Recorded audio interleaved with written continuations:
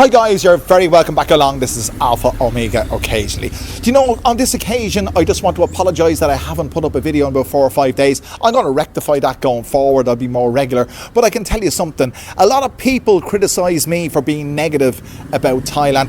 This is not a negative video. This is a factual video. This is an account of what it's like to live in Thailand. It's not meant to be negative, it's meant to be informative. So if you want to be informed about what it's like to live in Thailand, stay tuned.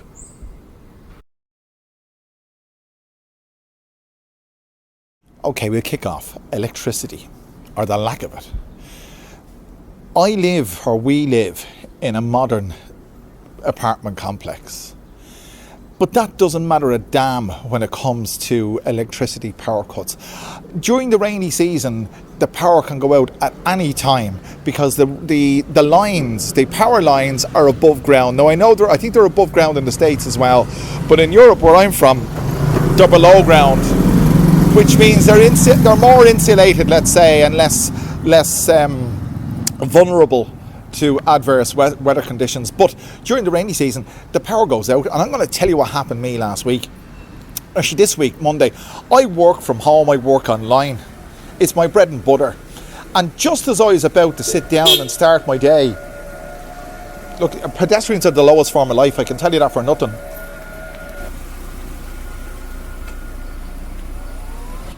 Just when I was about to start my day working online, the power went out. Just bang, in the whole complex. So I didn't know about this. So I went out and I spoke to security, and then one of the maintenance guys appeared, and I said to him, how long will the power be out for? And he said 3 hours, from 9 a.m. to 12. And I went ballistic, not with him, but I just went, holy goddamn, what am I going to do? So I had to come up with a plan very quickly. I had to utilise my data connection on my phone in order to work online on my phone, which is far from convenient. It's far from the best case scenario. But unbeknown to me, the management had sent a message out through social media the day before to say that the power would be out between 9 a.m. and midday because they were cutting down a tree.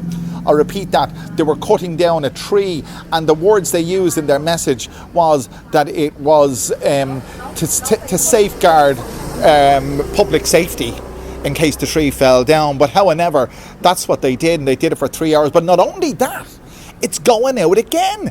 I think that was Wednesday. Was that Wednesday? Look, it was early in the week. But again, the power is due to go out on Monday. This is Friday. But for 6 hours, the power will be out from 9 a.m. to 3 p.m. I've seen the message. I don't know what the reason is. But that's 2 days. That's 2 days out of a 7-day period where you don't have power for a significant part of the day. How are you supposed to function? I mean, it's not just in apartment complexes. When I lived in my wife's mother's house, it was even worse, because every time it rained almost, the power went out. So if you're not prepared, it reminds me of living in Ireland in the 1970s. I was born in 1964, and I remember power cuts in Ireland were a fairly regular thing. You always had to have candles available. But that was the 1970s. This is 2024. Power cuts? You better get used to it. Hospital costs, hospital charges. I'm going to tell you about a specific incident. As I always say, I don't quote statistics, but this is a statistic because I actually lived it. I mean, it happened. It happened last Sunday. My wife and my son went off to some Buddhist kind of thing in a temple with our work colleagues. And at some stage during the proceedings, when all the praying and stuff was out of the way, my son had apparently climbed onto a wall about 1.5 meters high, fell off and broke his elbow. He's almost 6 and he broke his elbow.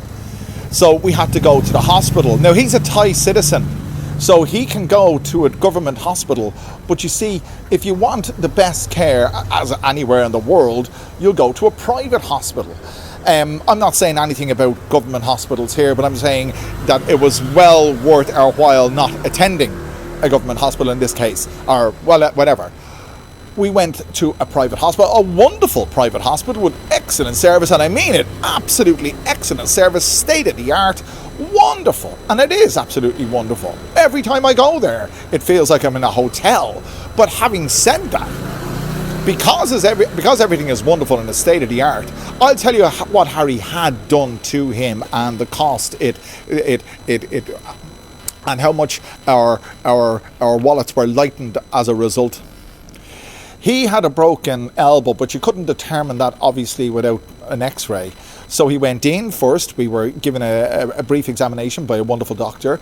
Then she did whatever paperwork necessary to go down to radiology and have an x-ray. So we had the x-ray, and the girls were wonderful. The radiologist, absolutely wonderful. Did all that. Came back, saw the doctor again. It was determined that he had a broken elbow, so they dressed it up, and not a plaster cast, but it was a kind of something he steeped in water. It wasn't plaster, but it became rigid around his elbow, and they bandaged up over that. And they gave some medication which wasn't really necessary because we didn't give it to him, just in case he got an infection and whatever, which he didn't. So all of that came to 10,000 Thai baht. I'll say that again. 10,000 Thai baht. That's over $300. You got to be ready for that.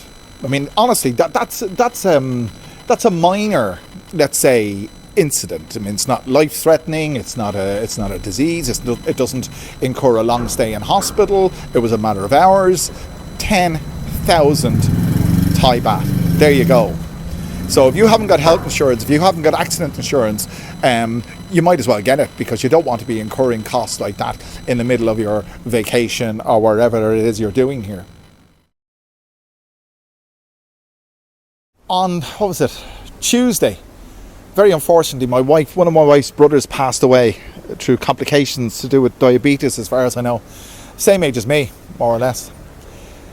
Anyway, if you know anything about Buddhist funerals, they tend to last a long time, like 5, 6, 7, 8 days, depending on your status. I think that's the way it works. In his case, it's going to be 5 days. On the first day of the funeral, we were assembled at the temple. They have these little rooms off the temple, which are, I forget what they call them, but they're mortuaries basically, and the body is on display in this for the relatives and friends to pay their respect. So my wife wasn't available to go. She was at a meeting, but she did come later. But I was there, one of the first ones there, and various members of my wife's family were there in attendance. So I offered my condolences to each of them individually, as just so I went around and said that. But for the rest of my time, and I mean this, for the rest of my time there, no one said a word to me. Not a word. There wasn't an utterance. I was left to my own devices. It's something I've said. You see, I don't want to repeat myself on this channel, but life here, you know, you have a lot of experiences, and I try to share my experiences with you, and it's kind of the proof of the pudding is in the eating. I might say that it's very lonely here because Thais don't really enter into the conversation with you. Well, they don't. And at that, I was there for 5 hours. 5 hours. They were all in conversation with each other. And you might say, why didn't I make the effort? I did make the effort. I did. I went up and said hello. I said, how are you doing? I asked one guy, are you watching the Euros, the football, the Euro 24 is on at the moment, and he's the husband of my wife's niece. He's in his 30s. He's into football. Hadn't seen him for a while, and I said to him in Thai, are you watching the Euros? And he said, no, I'm too busy. And then he just went back to contemplating his phone. He just straight away disconnected. So they don't talk to you. And this might be in contrast with your experience in Nana or any of these tourist places. Of course they talk to you, it's a tourist place. But with a Thai family, and I know other fellas that have the same experience as me in this, they don't talk to you. It's not that you're persona non grata, it's just that they don't talk to you. They don't speak English and they assume that you don't speak Thai, although I do speak Thai. Pom put prasa Thai. I do speak Thai, probably, well, obviously not as, well, not obviously, but probably not as much as I need to enter into detailed, effervescent conversations. But having said that, I spent 5 hours at that funeral, and I'm due to go again today, alone. So what did I do? I didn't have my phone charged. Make sure your phone is charged when you're in situations like that, because at least you can have YouTube or something to keep you company. Litter bins, street furniture. There aren't any. Bangkok is a metropolis of what? 12, 15 plus million people. And it's almost entirely devoid of street furniture and litter bins, garbage bins. Now, you might contradict me if you've seen a piece of street furniture in a tourist area, but I'm telling you, there's no street furniture anywhere. And you might say, so what? Well, maybe it's to do with the climate. You see, you wouldn't want to be sitting out. I mean, the sky is clear blue this morning and it's pretty hot. You wouldn't want to be sitting in the sun. But what about a parasol with a bench underneath it or something like that? You don't get them. You just don't get them. And that, I've often walked along, I bought a coffee in a 7-Eleven and walked along the streets, and I wouldn't mind sitting down on a bench and just watching the world go by. But it doesn't happen because they haven't got street furniture. And litter bins, god damn. I know they don't have them in South Korea either, and I'd be interested to know your experience of travels around the world.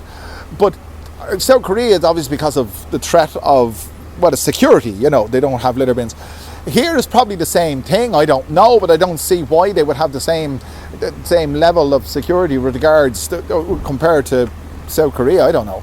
But I don't know the reason why, but I do know that there are no litter bins in Bangkok. It's almost devoid of garbage bins, litter bins, call it what you want. And you see, how does that manifest itself? How does that affect you? Well, when you go and buy your coffee in 7-Eleven and you finish your coffee and you're on a walkabout, you carry your coffee with you until you go home. That's the deal. It's the same in every shopping centre here, every shopping mall. There are no litter bins. Outside the 7-Eleven, you do find bins for disposal of plastic bottles and other things, or 2 separate bins. So not every 7-Eleven, but the majority of 7-Elevens do have a bin outside them because people dispose of their receipts. But apart from that, you better get used to it. There's no litter bins and there ain't no street furniture. Guys, thank you very much for being here. It's always a pleasure. It really is. It's always a pleasure for me to bring you these videos. Let me know what you think. If you haven't subscribed already, now's a good time to click that subscribe button, the like button, the share button. Do all those wonderful things, and I'll bring you back another wonderful video very soon. Thanks for joining me.